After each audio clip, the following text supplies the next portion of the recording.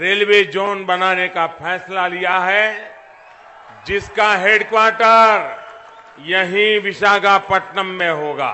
इससे विशाखापट्टनम समेत east coast railway पर स्थित कई अहम क्षेत्रों तथा बेहतर रेलवे कनेक्टिविटी का लाभ मिल पाएगा। సౌత్ కోస్ట్ రైల్వే జోన్ మీకు ఇవ్వడానికి వచ్చానని చెప్పాడు. మనమేదో విమర్శిస్తున్నామని మనం తప్పట్టాడు. తప్పకుండా విమర్శిస్తున్నాం. వాల్తేరు డివిజన్ ఉంది. వాల్తేరు డివిజన్ తీసుకుపోయి రాయగఢ్లో కలిపారు. వాల్తేరులో డివిజన్ కూడా లేదు. అక్కడ ఇది కలిపి ఈ రోజు మొత్తం ఆంధ్ర రాష్ట్రంలో వాల్తేరు కాకుండా మిగిలిన ప్రాంతాలు కలిపి మనకు జోన్ ఇచ్చారు. అంటే ఏం లాభం నేను అడుగుతున్నా.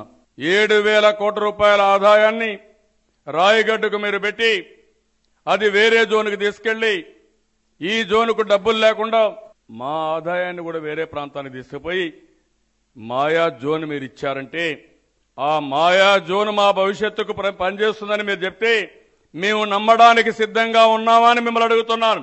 అంటే మేము అమాయకులమా?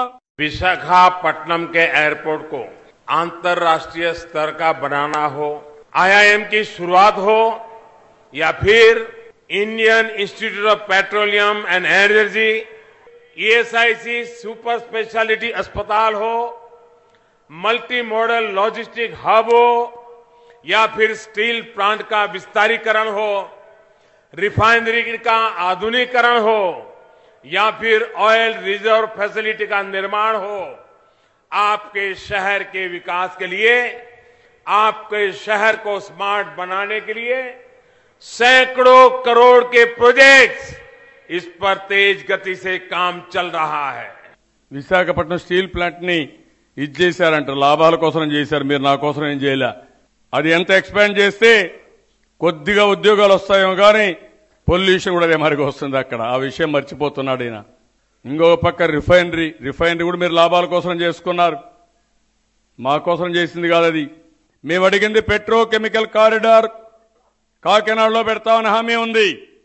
ఎందుకు ఇవ్వలేదని అడుగుతున్నా. कुछ समय यू टर्न लेने में माहिर यहां के नेता ने पूरी ईमानदारी के साथ आपको दिया वचन निभाया होता तो आज उनको मोदी के ऊपर अपनी नाकामी का ठीकरा फोड़ने की आवश्यकता नहीं पड़ती. నేను యూ టర్న్ అంటారు. ఎన్నిసార్లు చెప్తారు యూ టర్న్ అని అడుగుతున్నా. అంటే మీరు మాకు అన్యాయం చేస్తే నేను మీకు ఊడిగం చేయాలని అడుగుతున్నా. 29 సార్లు వెళ్ళాను. ప్రతి ఒక్కసారి చెప్పాను మాకు న్యాయం చేయమన్నాను. మీరు అహంభావంతో న్యాయం చేయలేదు. ముందు మీరు అన్ని డిమాండ్స్ నెరవేర్చండి, మేము ఉంటామంటే కాదు అని మీరు పోయారు. ఈ వీడియో మీకు నచ్చినట్టయితే లైక్ చేయండి, షేర్ చేయండి. మరిన్ని ఇంట్రెస్టింగ్ వీడియోస్ చూడడానికి మా ఛానల్ కు తప్పక సబ్స్క్రైబ్ అవ్వండి.